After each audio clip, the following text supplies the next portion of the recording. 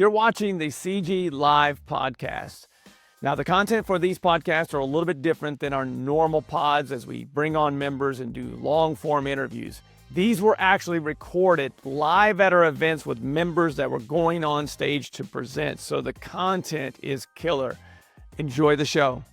Hey, welcome into the live version of the Collective Genius podcast. We're here at our Q4 event in Oceanside, California. This is for our Collective Genius CEO, as well as our premier room. And I have a legend, my legend, sitting next to me.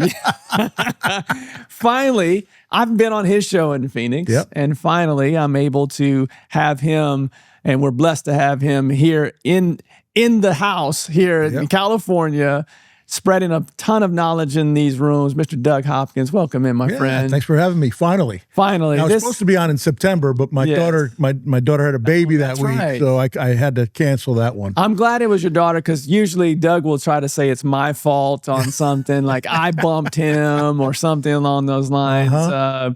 Sometimes when you're in a room like this, you get around people that you just vibe with, and I tell people all the time that if you're in this group, you want to make sure that, you align with people that are your tribe. And there are people that you meet that you want to make sure that one or two of them of the top five are usually CG members. For me, it's mostly CG members. And one of those people that joined this group now 7 years ago, that I've gotten along with immediately and is a legend in this business is Doug. And I can't thank you enough for your friendship. I know how many people that you mentor, not only in your market, but also in the Collective Genius. You don't love to present, but you will sit down and talk to anybody at any time, and I appreciate that about you. Yeah, no problem. No, I'm not a presenter. I can't go up with a script and go up there and follow all the, hitting the button and whatnot. I just like to be asked questions and I can answer them.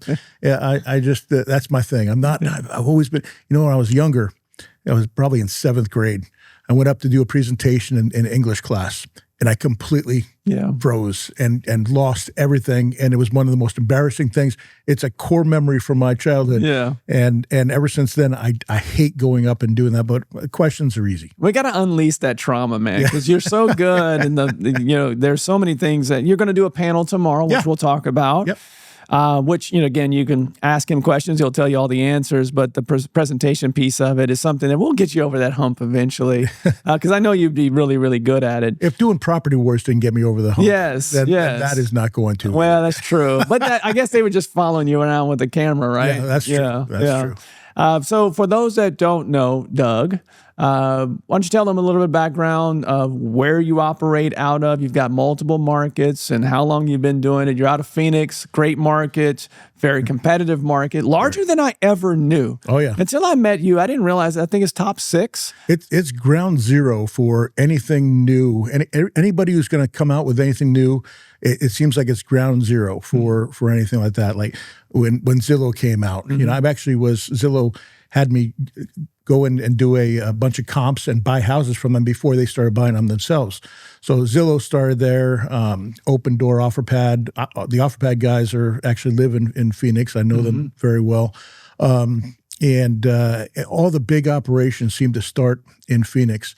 And it's nice that, I'm able to compete with some of these billion-dollar companies, and not only compete, but thrive, which is awesome. I've heard, now you can maybe give me a better answer on this. I know that, some people have iBuyers in their backyard, but I've always heard Phoenix is kind of that ground zero because the inventory especially in the West, in Phoenix, is newer. Relatively newer, yes. Yeah, and so that's the reason that the iBuyers are kind of, headquartered there. Yeah, there was a lot of building going from the 70s on through to the mid, 2010s. Tons of there's a lot of inventory, 2000 and newer. So it made it really easy for a lot of the institutional buyers to come in. It's a lot easier to comp. You have basically cookie cutter homes that are the same. You have the same exact home, on all these different streets, and they were also built by the same builder, so all over the valley. So it makes it a lot easier than, say, when we're in California. It's a lot older. We do Southern California as well. It's a lot older inventory, and going from street to street could be a lot different than in certain parts of the Phoenix area. Well, I know that you are someone that loves, and I know that this is going to sound crazy for those that are listening to this and probably others that have met you in this group. You have one of the largest businesses in the collective genius. And I don't say that to be braggadocious. I just say you're a great operator. But yet you love, and we talk about this all the time, our friendship, you send me text messages of your success. I love celebrating that with you. But you love still doing the acquisitions piece of it. You don't want to be in the ivory tower as a business owner. Like you want to actually be on the streets and helping people. That's very important to you. Why is that? Gosh, there's several different reasons. Number one, I had a business before this, which would call Posted Properties, which was basically a bidding service at the courthouse steps when the auctions were going nuts from 2007 to 2013. I created the largest bidding company in the Phoenix area. And we were buying at some points in time, we were buying 200 houses a month, all of them at the courthouse steps. And we had become so good at processes and procedures that there was not a spot for me. I was used to, when we first started, doing everything. I had a line out my door, people giving me bids. I had 200 clients that were all buying homes from me, all giving me numbers for the houses that were going. We were charging them a $3,000 flat fee. Mm-hmm. If they bought a bunch from us, we'd lower it to $1,500. And we were buying a ton of homes. And then all of a sudden, we had such great systems and processes that I wasn't needed anymore. So I was playing golf. I was going out and I was playing golf and probably going out and drinking too much and doing some stuff that I shouldn't be doing. And that caused a lot of resentment within my company. I was collecting the lion's share of the profits, and I wasn't in the day-to-day anymore. And I lost a lot of respect from my company, from the people that work for me. Mm-hmm. And I wound up selling off that business to start over and do what we're doing now, which is incoming leads. We basically do commercials and radio and PPC and all the stuff. And I've made it I'm learning from my mistakes that if you walk away from your company, if you're not hands-on, you're going to lose your people.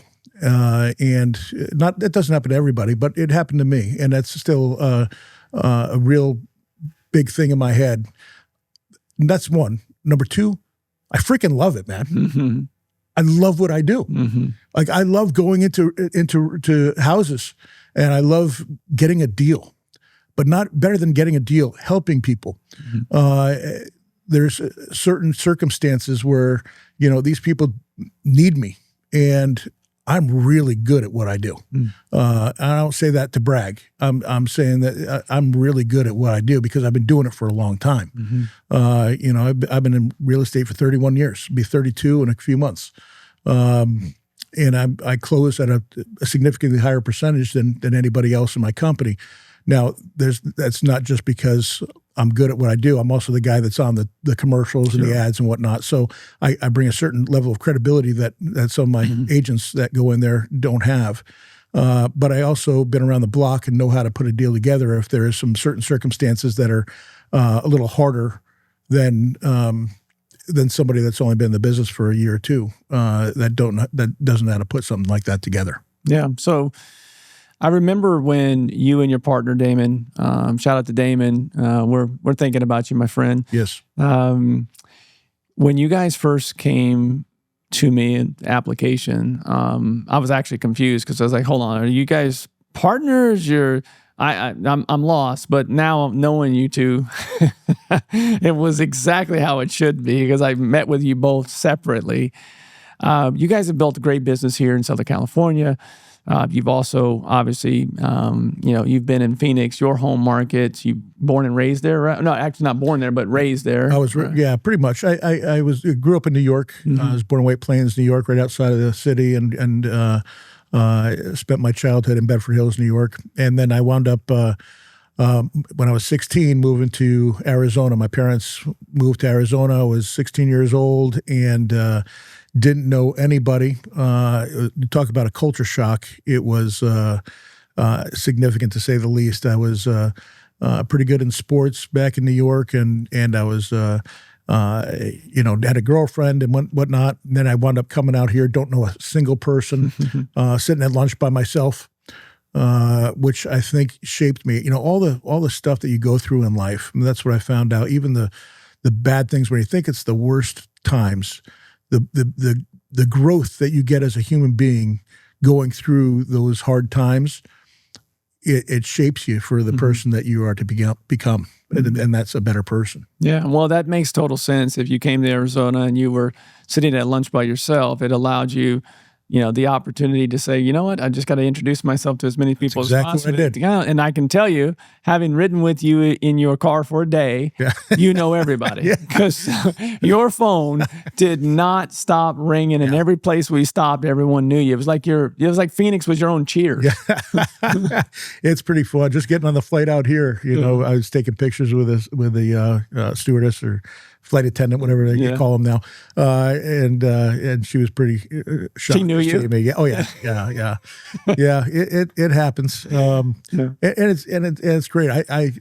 I'm always really, really nice to people, and I'll always sit down and talk to them or take pictures or whatever, because I've had it where people don't reciprocate that with me when you meet somebody, and I know how that makes me feel, and I will never make anybody feel like that. Yeah.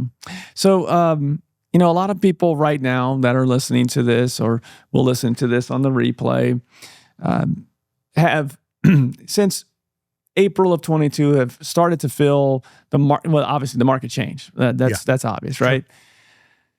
But we started to see, especially here in the last 6 to 12 months, the market normalize for us. We've seen a market like this before, and you've been in the business 30 plus years. Obviously, you've seen every cycle. You guys are still having a tremendous amount of success. In fact, there's been times where you've reached out to me this year where you've had your best months ever in what some would consider a down market. Yep. I don't think it's a down market. I do think it's a normalized market. What's working for you? Why you're having so much success in both Phoenix and LA? We hired some really good people. We changed some things around structurally within the company. And we've doubled down on our spend for advertising.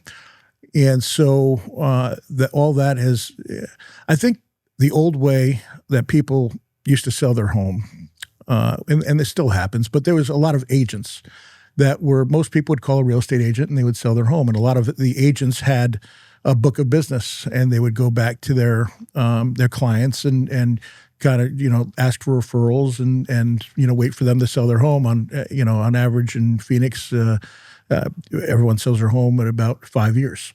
So less than the national average. Yes. Yep. And so what happened was, as more and more people like myself, started advertising, a lot of those real estate agents that became kind of dinosaurs. The old way wasn't working, and a lot of them didn't change with the times. And so when you have companies that are spending hundreds of thousands, if not millions of dollars, advertising all these things on TV and are in front of you, 6 times a day, whether it be myself, Open Door, OfferPad, Zillow at the time, you have Orchard and you have a lot of these other different companies, right? Like you have all these different companies. 72 Sold is big in our industry as well in Arizona. All of a sudden, those people start like, you're top of mind. Yes, you used this real estate agent 4 years ago or 5 years ago, and they send you a piece of mail every quarter or something like that, or may send you an email, but you're sitting there going, man, I have to sell a house. And then boom, my ugly face pops up on the commercial, and I get a phone call, and we go in and we sit down, we do everything. We do everything in person, and create the relationship, and we have to solve problems. People will use people that they like, and the people that will solve their problems, and that's our two main things going into an appointment. Is what are you looking to solve for? And boy, I hope you like me, because I try. It's I'm genuine. You cannot be. There's a lot of people that fake it. I think you have to be a genuine person. I think people can see through that if you're not genuine. You really want to be in there in order to help somebody. I was at a house, probably about 1.5 years, 2 years ago, And the lady had just lost her parents. And she was wanted to sell her home, wasn't really sure. It was her parents' home that she grew up in. It was very emotional for her. This is the craziest story, by the way, that I ever did on an appointment. I'm sitting there and she's like, I think I want to do it. I just need some time, to digest it. And I said, no problem. Let me go grab a contract. I'll leave you with the contract and, call me tomorrow. And if you want to sign it, great. If not, no problem. We'll go to plan B. So we're sitting there and I'm writing the contract. It was wintertime. I had jeans on and because I go to all my appointments in shorts if I can.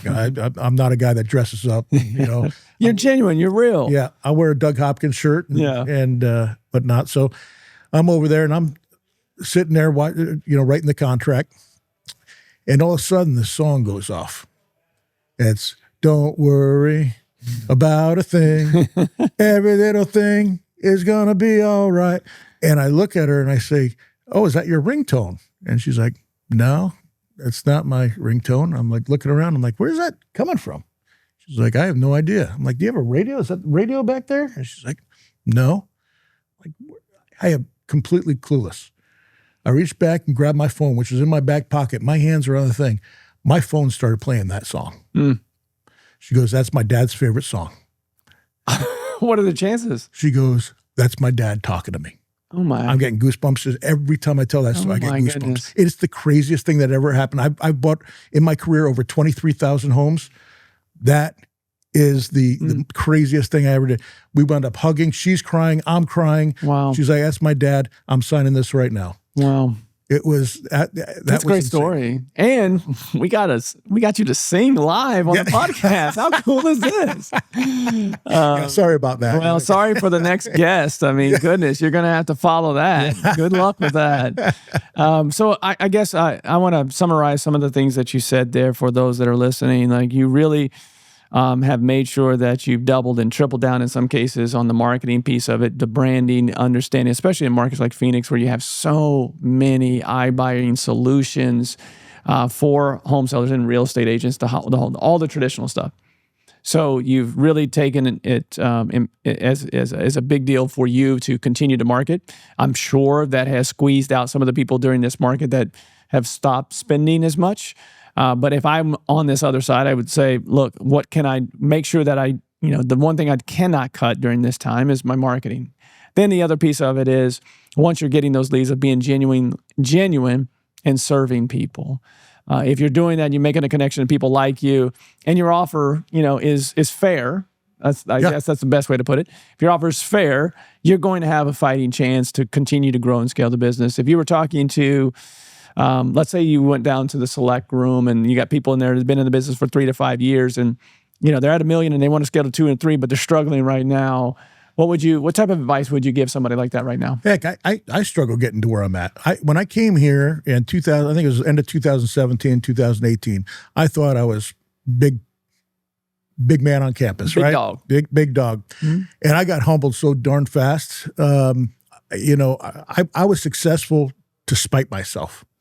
We were having, what I thought was a really good company that, was making millions of dollars and, I was making a great living. And, but what I found out, I didn't have anybody answering. I had one guy answering the phones, one guy, and he would sometimes get to him that day, if not the next day.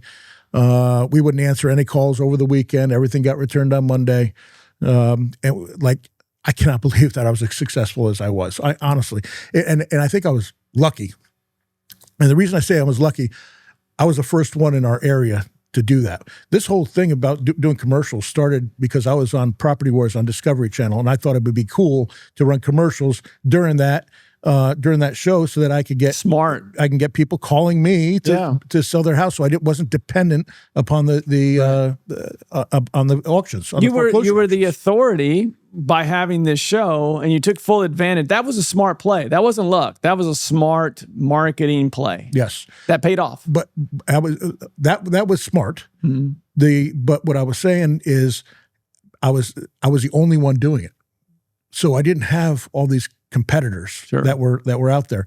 It was really, there was no like PPC. There was hardly any, people were doing some mailers and this, that, and the other, mostly going after pre-foreclosures, right? Not the general public. And I made that kind of mainstream. And then after I did it, then all of a sudden, the big dogs came in and started doing it. So what I appreciated when we first talked is you were very open about, look, we've been able to get to this point, but we know we don't know everything. And there's a lot of new technology at the time, this is 2018, that you knew you had to incorporate. Lead managers, all these things that you just mentioned. And I think that's something that gets lost when people don't check their ego at the door. Because you could have easily come in and big dogged everybody. But you didn't. You said, look, we can compete. I mean, I remember your first presentation. You actually said on the side what Damon presented, but you were up there. So you actually have done a presentation officially. I was up there and I talked a little bit. Yes. I did talk a little bit, but I depend on Damon for Damon likes to talk more than I do. But I do remember even you with you guys' business, both in LA and in Phoenix, but you guys are at the time you were dabbling in Chicago and Philadelphia, and you realized you made some mistakes there and pulled back and really laser focus. But all of that happened from the time that you joined this group and started to learn from others and what's working from others, putting yourself around smart people. Obviously, you give a lot of value, but it sounds like you've gained a lot of value in the room as well. Yeah, I was. It's funny because Damon and I were up there, and it's hard to get criticism sometimes, right? Mm-hmm. And Damon was kind of pushing back a little bit on the criticism that was coming in, and I had to pull him to the side and say, "Hey, let's listen to what they have to say because I believe in this." Sure. And I came back and told my COO at the time, I'm like, "Hey, we're gonna need to call back every single lead within 3 minutes. Mm-hmm. Like that's the goal is 3 minutes." He's like, "You're out of your mind." And I said, "No, I'm not out of my mind. That is the standard is 3 minutes. Anybody that puts in an inquiry, 3 minutes." And I said, "You stop everything else. That's the only thing I want to focus on." And because of that, we went like this. Yeah, speed of lead. Yeah. Right. It's those little things like that. I think sometimes people coming in for this secret sauce, and there's just usually a little tweak in what they're doing. I remember Jeff and Kevin from Chicago. I remember they came into this business. In this group, they had a $3 million business, gross profit. Fast forward 5.5 years now, they are well over 10. And it was a small tweak that they were helped with making offers in the living room. Mm-hmm. They were getting to appointments. They were having great conversations, but they were sending adjusters out and not acquisitions people. And then they were making an offer the next day or what have you. And they made that just one. I mean, I know that sounds, looking back at it, sounds dumb, right? But they didn't know what they didn't know because they had never been in a room with people that were, at the level that they wanted to be at. Yeah. That small little tweak has taken their business and tripled it. Yep. And so it's it's those, it's those little things that swing big doors that you're looking for in a community like this. I know we talked at dinner the other night, and I know that you are very passionate about, your market, your home, both, Phoenix and obviously Damon's market in LA, but Phoenix is where you live. Yes. And I know that there's some things going on in this space that bother you a little bit. I'd love for you to talk a little bit about what you're seeing in Phoenix and, just not being truthful in this industry and, because we don't have, an association, right? Mm-hmm. I feel like our best association is our group here at the Collective Genius of making sure that we're serving people and doing good business. But it sounds like there's not always, there's some bad apples out there that you are very passionate about right now in this space. Yeah, well, there's a couple of different things. There's people that will give offers knowing darn well that they're not going to close at that number, and then wait till the day before close of escrow and then lower that number and are not just not being truthful. Mm-hmm. If I get beat by $30,000 and I'll be like, that's the break-even point there. There's no way that that's going to close at that number, and sure as heck it doesn't. And it aggravates the heck out of me because they're not playing on the same playing field. Sure. And you're really messing with sellers when it comes to that. And that bothers me. But what bothers me more, and this is happening to our elderly community, and it's on an all-time crazy. I've never run into this before until this year, and now I've run into it 6 times. Wow. Is that people are preying on the elderly, and they're using AI and other tricks to seduce elderly women, catfish them is what it's called, online. Most of the time, it's people that have just lost a significant other of 35 to 50 years old, and or 50 years of marriage, and they've just lost them, and Sure. they somehow are able to get their information, engage them online, and then literally convince them to sell their homes and give them the money, because they've created this story that they're going to be getting married and they're going to be moving into this house. They'll have the whole house picked out. They'll text back and forth and talk on the phone. And eventually, and it just happened to one of my clients that I bought her house, and she called me 2 weeks later and said that she got catfished and it's all gone. He took every penny. Yeah. So I was able to raise some money and give it to her. We do a quarterly, every quarter we wound up giving money to people that need it, and she was definitely one that did. So I'm proud that I could help out some of the elderly people that are out there.